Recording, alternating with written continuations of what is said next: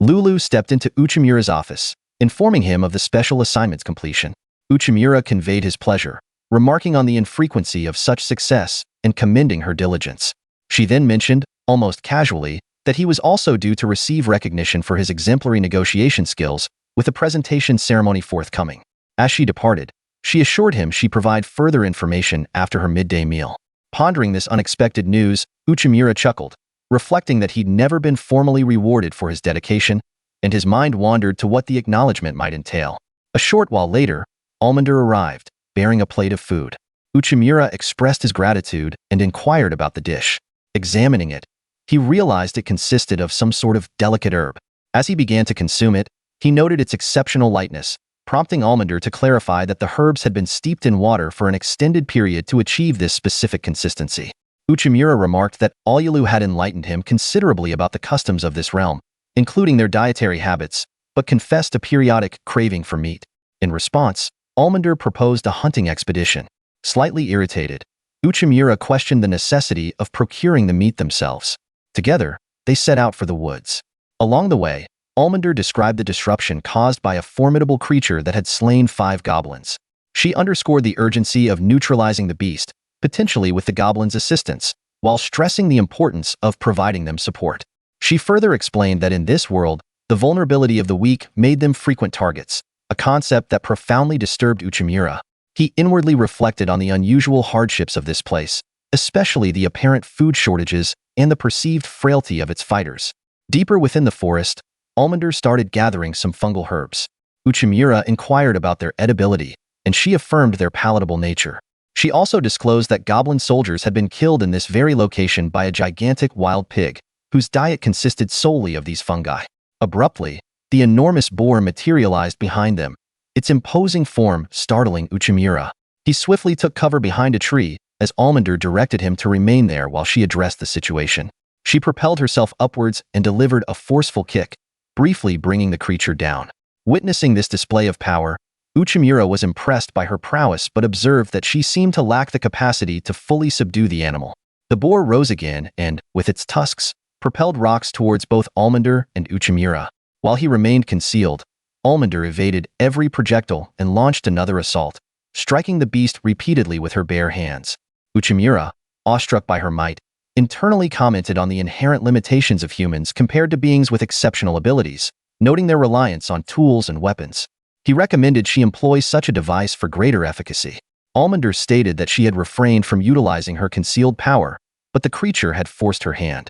Unleashing her full strength, she dared the boar to attack her with all its might. Seizing its tusks, she hoisted it into the air before delivering the final blow. Turning to Uchimura, she simply uttered, "Time to dine." Uchimura, still reeling from the spectacle, thought to himself that eating was the furthest thing from his mind. A band of goblins arrived to express their gratitude for the beast's defeat. Almander voiced her happiness and proposed a communal feast.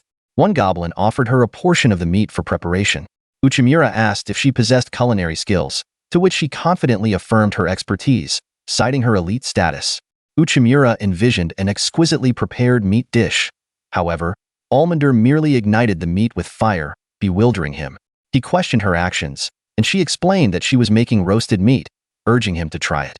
Upon tasting it, Uchimura was disgusted, the flavor akin to poison, rendering it impossible to swallow. Almander conceded its awful taste. Uchimura corrected her, specifying that her preparation was awful, not the meat itself. She playfully teased him about his apparent culinary fastidiousness. Discouraged, Uchimura contemplated the difficulties of adapting to a foreign world. He noticed a large oven and inquired about its use. Almander clarified that it required a considerable quantity of salt, a resource they lacked. Uchimura suggested utilizing a smaller amount and proceeded to create a palatable and enticing meal. Everyone was pleased with the result, and Uchimura shared his cooking technique. Almander jokingly remarked that discussing cooking diminished his stature. Uchimura dismissed this idea, explaining that anyone who learned the recipe could replicate it. He stressed that grasping local traditions, including culinary practices, was crucial for comprehending a society, concluding that societies should prioritize resource acquisition to discern right from wrong, learn from past errors, and progress. She reminded him of their nation's impoverished state and limited resources. He concurred. She elaborated on their country's inferior size and strength compared to its neighbors, but highlighted the imperative to develop and surpass them. This, she explained, was the driving force behind their endeavors. She expressed surprise that he'd arrived at a similar conclusion based on a simple meal. She affirmed their commitment to their continued journey of national advancement. Uchimura inquired about traveling through the night. Almander conjured a fiery orb, explaining it would illuminate their path and its demonic essence would deter monsters, exceeding the capabilities of humanoids. Uchimura realized why the Gunome-trained warriors exerted themselves so diligently. They lacked magical aptitude. He asked whether Gnome was demonic or humanoid. Almander confessed her ignorance, as Gnome never appeared in person at important gatherings, always participating remotely. She abruptly instructed him to cease talking and follow, moving ahead without him. Uchimura hurried after her, suggesting that she hadn't employed her full potential during the fight and initially refrained from using magic, as with the boar. He noted that once she unleashed her power, subduing it took longer than necessary. He advised her to constantly carry a designated weapon and adopt warmer attire instead of her light clothing to ward off the cold. He also pointed out that she could have used the oven when she burned the meat, suggesting she explore alternative methods in the future. Almander, visibly irritated, extinguished her fire orb. She told him to return to the goblins and depart with them, declaring her intention to proceed alone. She voiced her feeling of deception and accused him of judging her through a human lens, incompatible with their customs. With that, she left him. Uchimura, recognizing the need to apologize, started pursuing her. Later, Uchimura found himself at the Demon Lord's castle. The Demon Lord praised his success on the recent mission but questioned why Almander returned during the night while Uchimura arrived in the morning with the goblins. Uchimura admitted his missteps with Almander, confessing he'd provoked her and now felt inadequate for his role. He proposed resignation, claiming incompetence. The Demon Lord dismissed his self-doubt, directing him to apologize to Almander as part of his responsibilities and to further familiarize himself with their traditions. Uchimura left the castle, contemplating the reasons for Almander's displeasure. He mused on this strange world, acknowledging his flawed assumptions about demons and humanoids. He found it ironic that demons were the visible entities while humanoids exhibited savage tendencies. He deemed Almander particularly enigmatic. Her demonic nature granted her magical abilities and shape-shifting powers, yet her actions and demeanor reflected their culture and time. He pondered the true desires of demons, recalling Almander's words about their unique magical capacity. He questioned whether all non-demonic beings lacked such abilities. Seeking answers, he retrieved a book from his bag and began reading. Chimera's studies revealed a fundamental truth about demons. Their magical prowess was directly linked to their physical strength. The more robust the demon's physique, the more potent their magic, which illuminated Almander's earlier anger at his critique of her clothing. Reflecting on this newfound comprehension, Uchimura silently expressed gratitude to the Demon King for aiding his understanding of this world's mysteries. However, despite this revelation, he felt ill-equipped to repair his relationship with Almander. Meanwhile, Alyalu was occupied with chopping wood when Almander materialized, her face etched with frustration. Without preamble, she vented her emotions, confessing her belief that Uchimura despised her and her utter bewilderment about how to address it. Overcome with grief, she wept in Lulu's embrace, lamenting that Uchimura hadn't even complimented her physique, a point of pride for demons. Leading her inside, Alyalu settled her in a tranquil room. Soothingly, she reassured Almander, suggesting Uchimura likely didn't harbor hatred, but simply possessed a drastically different approach to life, alien to their customs. Alyalu explained that his behavior, though baffling, originated from a fundamentally different worldview, something she'd observed while working with him. Surprised, Almander questioned whether all her actions had been wrong in his eyes. Alyalu, while empathetic, clarified that they weren't necessarily incorrect, but probably misinterpreted and perhaps even counterproductive. Dejected, Almander began striking her head against the floor in despair, proclaiming her confusion. Alarmed, Alyalu swiftly intervened, cautioning her about damaging the floor. Tears flowing freely, Almander implored Alyalu for guidance. Alyalu recounted her initial experiences working with Uchimura, sharing how he'd encouraged her to act independently, disregard mistakes, and seek assistance without hesitation. She believed this reflected his true character, assuring Almander that they would find a solution to the misunderstanding. Elsewhere, Uchimura enjoyed a tavern lunch, particularly impressed by a delectable salad. The tavern keeper revealed its homemade nature, triggering an idea. He rushed back to the castle, seeking Almander. Simultaneously, Almander was also looking for him. When their paths finally converged, both hesitated nervously, attempting to speak simultaneously. Embarrassed, they paused before taking turns explaining their perspectives. Uchimura confessed his difficulty comprehending her due to their differences and admitted researching demons to bridge the cultural divide. This revelation pleased Ominder, who apologized for imposing her ways upon him. However, Uchimura also admitted her presence made him uncomfortable, dampening Ominder's mood. Noticing her disappointment, Uchimura quickly added, "Having addressed these misunderstandings, I think we can proceed as partners." Ominder flushed, mistaking his words for a romantic overture, while Uchimura simply meant collaborating effectively. Later, the Demon King summoned Uchimura and praised him. "Your diplomatic efforts and tribal alliances have considerably fortified the demon army. In acknowledgement of your service, I award you the Medal of Distinguished Service." He presented Uchimura with a gleaming magical gem, symbolizing his achievements. Uchimura humbly accepted the stone, attributing his success to collaborative efforts. Turning to Almander, he approached her and declared, "This stone belongs to us both." Almander blushed deeply as Uchimura extended the gem, inquiring, "Will you accept this gift?" Taken aback, Almander called him a fool. She explained, "I can't accept this publicly." Before Uchimura could reply, Lulu intervened. Chuckling nervously, "Uchimura, presenting a magical stone here signifies a marriage proposal." Silence descended as Uchimura froze, utterly oblivious to the cultural implications.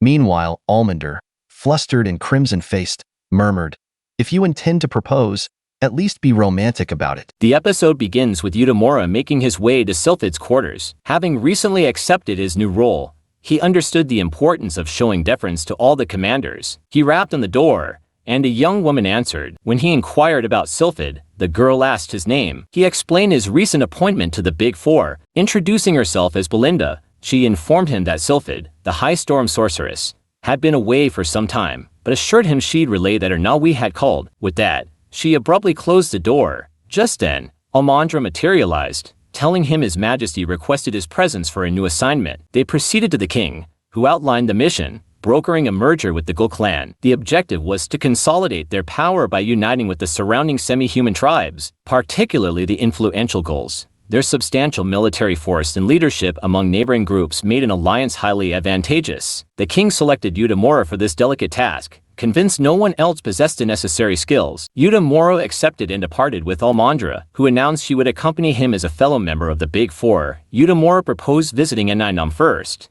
as she oversaw the semi-human forces, which included the Gul clan.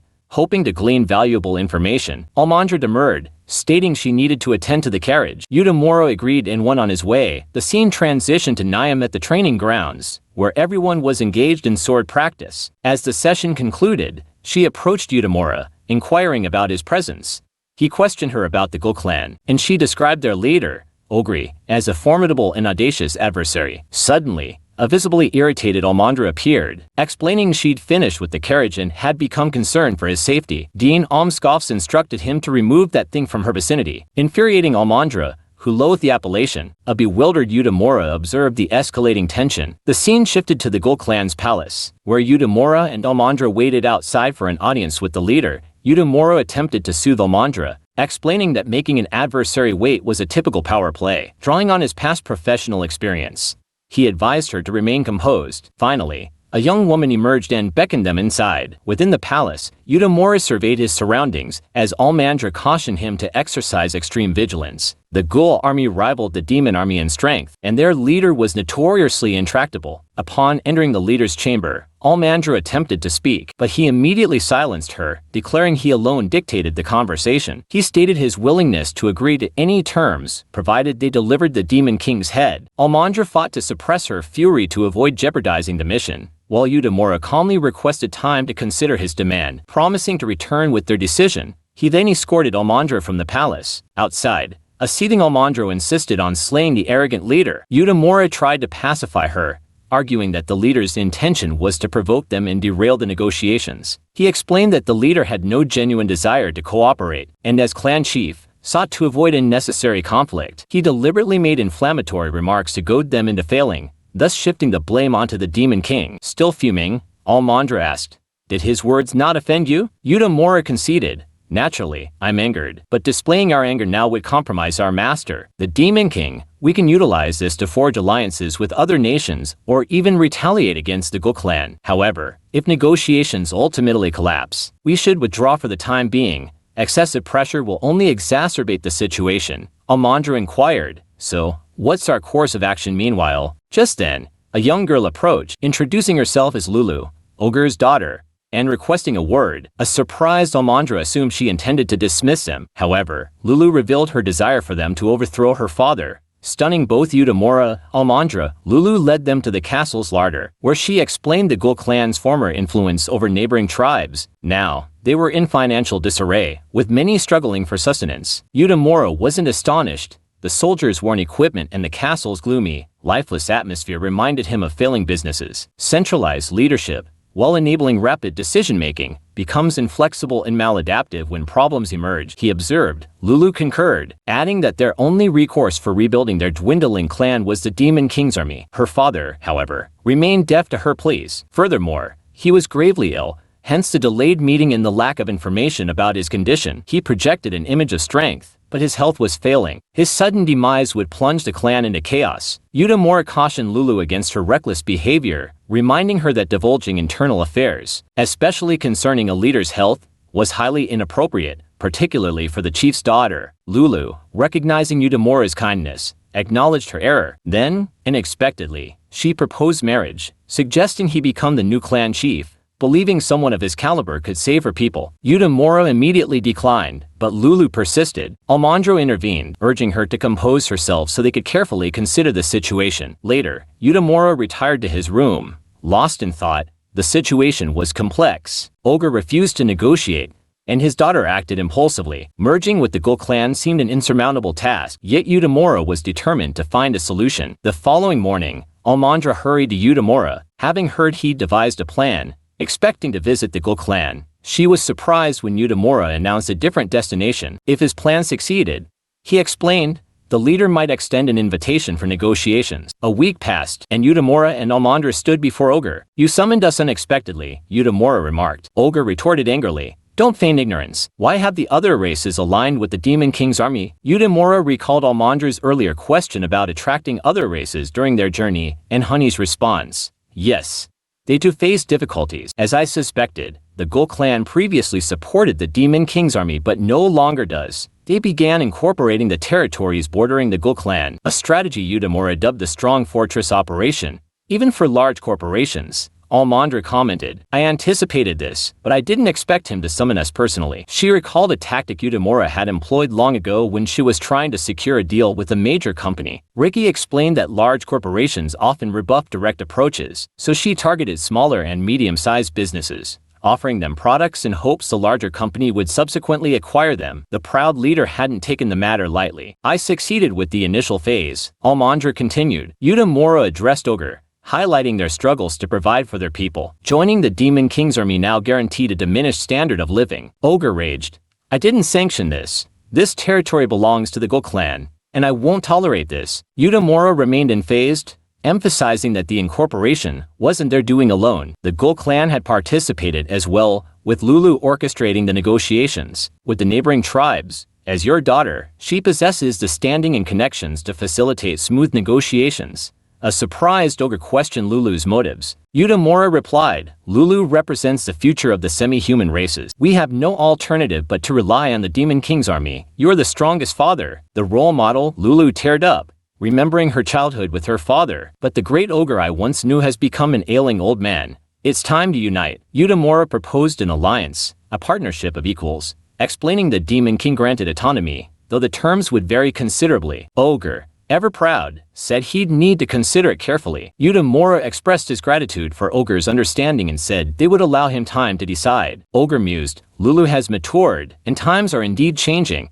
A few days later, an elated Almandro informed Utamura that Ogre had contacted them to make a deal. Utamura expressed his pleasure, but mentioned the Demon King's request for him to appoint a direct subordinate, a decision he found challenging. Humans like myself aren't well equipped to judge who's best suited amongst the semi-humans and demons, he confessed. Almandro encouraged him to trust his instincts. If I could, I'd choose Lulu, she added. Utamura smiled, pleased by her choice. At that moment, Lulu entered. It's been a while, she said. I've been assigned to represent the Ghoul clan in our alliance with the Demon King's army. My father has been delegating more responsibilities to clan members. It seems, thanks to you, the entire Ghoul clan is transforming. Let me know if there's anything I can do, Utamura replied. If you're willing, would you be interested in working with me? Lulu readily agreed. The episode concluded with Utamura reflecting on the Demon King's army's expansion through these negotiations. But caution, every advancement carries a risk. We must remain vigilant.